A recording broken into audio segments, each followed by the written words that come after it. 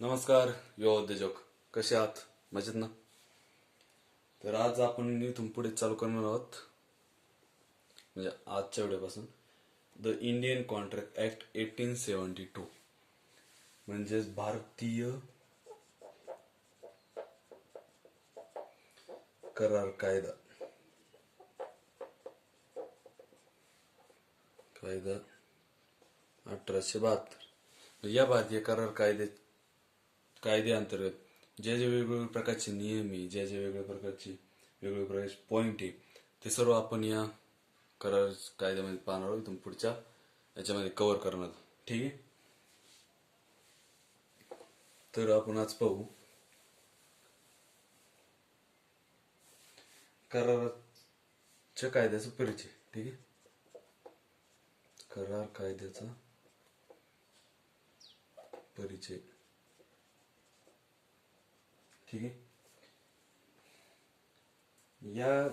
या कायद्यामध्ये आता वेगवेगळ्या प्रकारचे वेगवेगळे करार असतात. म्हणजे आपण काही व्यवहार करतो ते आपण एखाद्याला, उदाहरणार्थ आपण एखाद्याच घर असेल ते एखाद्या दुसऱ्याला भाड्याने देतो. ज्या वेळेस आपण ते भाडे तत्त्वावर देतो त्यावेळेस आपण काही कालावधीचा करार करतो. किंवा आपण एखाद्या व्यवसायासाठी एखादी आपली स्वतःची जमीन देत असतो पुढच्या व्यावसायिकाला, तर ती आपण कराराद्वारे देतो. म्हणजे काही कालावधींचा 5 वर्ष, 10 वर्ष किंवा 1 वर्ष किंवा 100 वर्षांचा पण कराराद्वारे आपण ती जमीन त्याला देतो. अशा पद्धतीने वेगवेगळे करार असतात वेगवेगळ्या गोष्टींमध्ये. या करारचं कायदा ही व्यापारी किंवा व्यावसायिक कायद्याची व्यापारी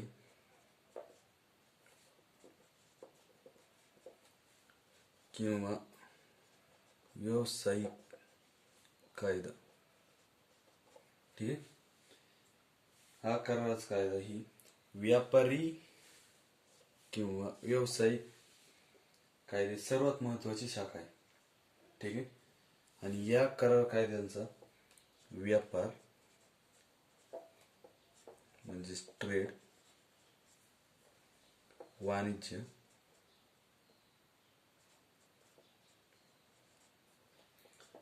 कॉमर्स म्हणजे अर्थशास्त्र, उद्योग, मोठ्या काही इंडस्ट्री असतात, ज्याला मराठीमध्ये उद्योग म्हणतात मोठ्या प्रमाणामध्ये, या सगळ्यांच्यावर या करार कायद्याचा परिणाम होतो.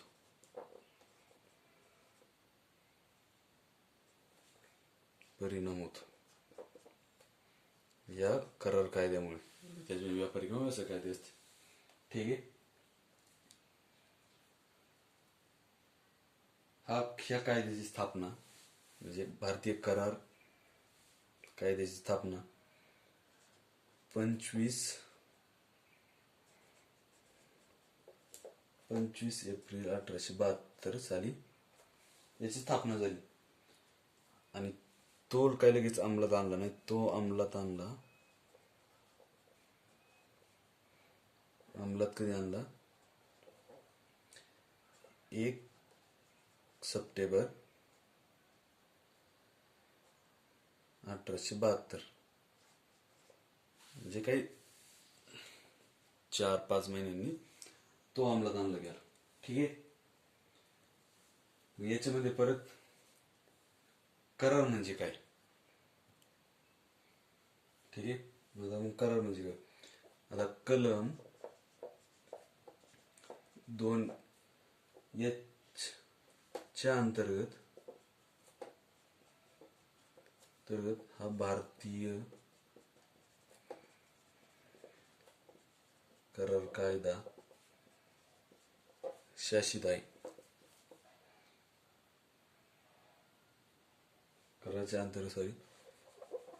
अंतर्गत भारतीय करार कायद्याची संज्ञा परिभाषित केलेली आहे. या कलमाच्या अंतर्गत सर्व कायदा येतो. या परिभाषित. ठीक आहे. तर यामध्ये करार कायद्याद्वारे लागू करण्यायोग्य करार करण्यायोग्य करार. यामध्ये पण याचे दोन घटक तयार होतात. एक म्हणजे करार आणि कायद्याद्वारे त्याची अंमलबजावणी.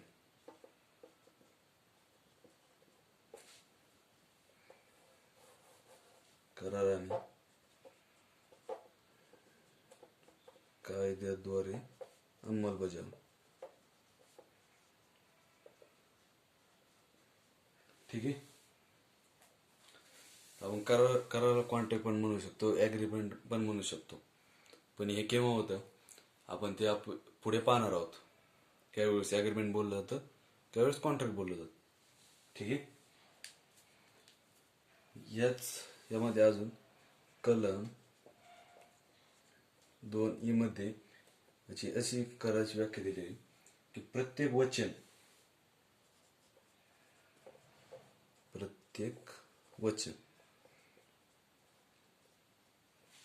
आणि या वचनांचा प्रत्येक संच. ठीक आहे. अशी कलम 2E मध्ये त्याची माहिती दिलेली आहे.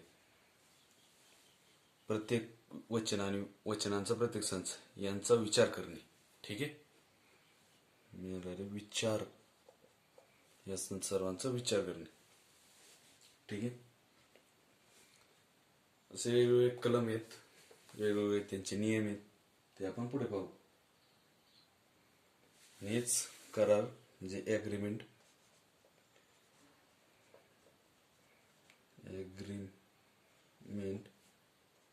करार काही तयार होतो. आपण एखाद्या वेळेस पुढच्याला ऑफर देतो किंवा आपला प्रस्ताव मांडतो.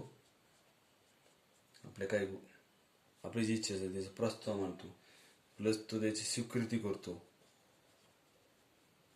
पुढचा, आणि प्लस विचार करावं किंवा नाही करावं, अशा वेगवेगळ्या पद्धतीने तो तयार होतो करार. ठीक आहे. आपण या कराराविषयी अजून भरपूर माहिती पाहणार आहोत. याच्यानंतरच्या व्हिडिओमध्ये ती माहिती आपल्याला पाहायला मिळेल, त्यामुळे व्हिडिओ पाहायला विसरू नका. तोपर्यंत धन्यवाद.